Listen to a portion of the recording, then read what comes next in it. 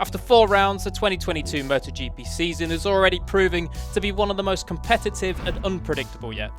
3 different winners, 10 different podium finishes, and surprises throughout the field. There's a lot to get stuck into. So before we dive into the European leg of the season, let's talk what we've learned in the first 4 rounds. Let's start with Aprilia, arguably the team and bike that have made the biggest stride forward in 2022. Since a return to MotoGP in 2015, life has been an upward struggle. But ever since the change to a 90-degree V4 in 2020, the Nuali factory has gone from strength to strength. A strong and reliable engine paired with good rear grip and this year much improved agility has seen the RSGP evolve into a package that can now go head-to-head with all on the MotoGP grid. Aleix Espargaro has been key to this success, forever giving 110%. His and Aprilia's first victory at the Argentina GP was the least reward the pairing deserved after 6 years of blood, sweat and tears. But what's so key for Aprilia is to finally see Maverick Viñales starting to succeed. His last 2 races have by far been his most positive for Aprilia, and following his messy split with Yamaha last season, we can all agree it's great to see Maverick getting back to the form we know he has. But with success coming so early in the season, now Aprilia's job will be keeping the momentum going. Ducati's 2022 hasn't exactly gone to plan so far, but it's definitely starting to pick up speed. Questions were asked early of the GP22, and after factory riders Pecco Bagnaia and Jack Miller resorted back to a halfway house 2021-2022 engine spec, the Pramac pairing of Jorge Martin and Johann Zarco did not. Regardless of the engine spec, Ducati had a disaster on the opening night in Qatar, with a double DNF for the factory team and a DNF for Jorge Martin too. It didn't get better either, as round 2 Ducati's starman Pecco had just 1 single point with Martin on 0. But what we do know is that Ducati believe in the GP22 to reach its potential. They've been adamant that the bike has a higher potential than that of the GP21, and they need to find it quickly, as Enea Bastianini on his GP21 leads the championship as we arrive in Europe. The good news is the foundations of that potential have always been there. Martin's 4 front row starts in the first 4 races are good enough to prove that, and Jack Miller on the podium last time out in America, and Pecco Bagnaia taking 2 fifths a row in the last 2 races, the Bologna Bullets are beginning to find their feet. Honda's 2022 story so far has quite possibly been the most captivating. After a radically different RC213V was unveiled to the world in pre-season testing, the excited eyes of fans and worried gazes of the competition watched on as the smiles returned to the faces of HRC after their menacingly brilliant performance in Qatar.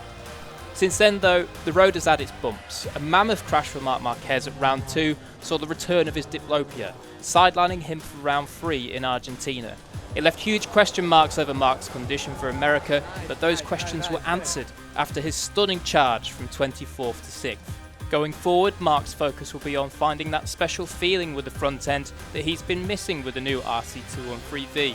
Its alien-like front-end powers have been a keystone to his MotoGP domination in years past. On Pol Espargaro's side, the number 44 perhaps clicked better with the bike and a little bit more naturally. Finally able to adapt his riding style, Pol's wishes of being able to use the rear brake and ride the bike with the rear have finally arrived, and in Qatar it was evident that he can compete with the very best. He's shown pace at every round, but misfortune and illness in Austin has held Pol back from reaching what he can achieve. While Honda's early season hype took a hit after round 1, it's still very much there, and with Honda, you know it's not long before they come charging back to the fore.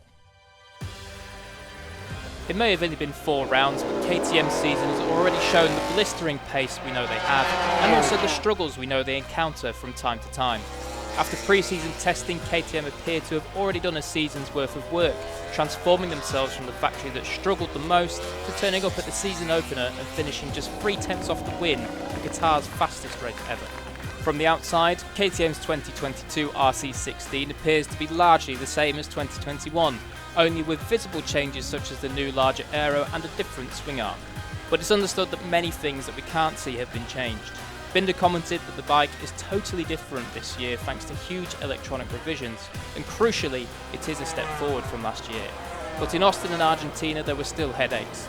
A lack of grip plagued the RC16s and saw them struggle on both weekends, something KTM will have to change if they're to be genuine championship contenders. If those problems can be found and fixed, they have the capability to be just that, championship challengers. Binder's ability to get the best out of bad situations still sees him in the top 6 of the championship despite a 12th in America, and arriving to Oliveira's home race in Portugal could reignite the devastating form Oliveira has hidden up his sleeve.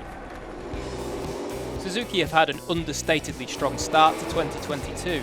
The arrival of their new engine has proved to be a key player to their success. More horsepower was the goal, and they found it in no short supply, with it being clear the step they made in top speed as Rins even powered past the Ducati on the home straight in Qatar.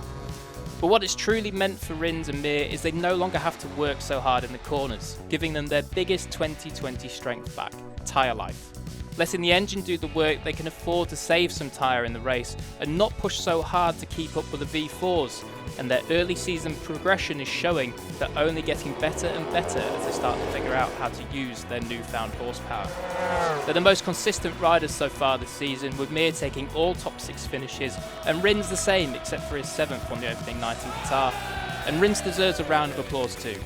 It's early days, but he's a totally transformed rider in 2022, crediting a mentality shift to his early season success, as he now boasts both speed and consistency to bring home the results he needs. And with Mir also stating he's riding better than he did in 2020, 2022 might just turn light blue as we head for Europe.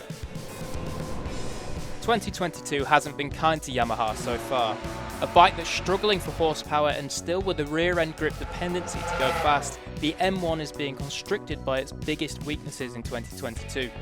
Their struggles are painted no more evidently than in the finish classification from Qatar this year and Qatar last year. Reigning champ Quartararo rode home to 9th on the opening night at round 1, a place where just 1 year prior he gapped the field and went on to win.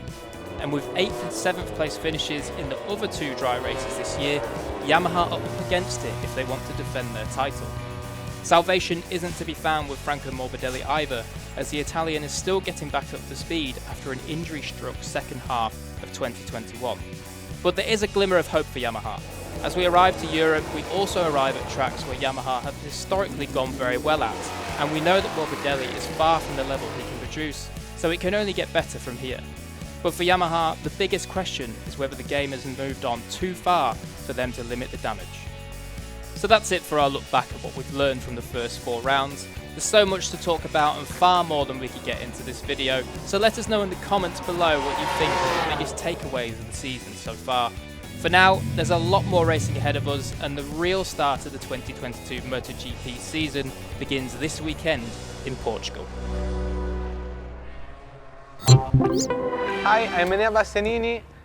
If you enjoyed the video, hit like and subscribe.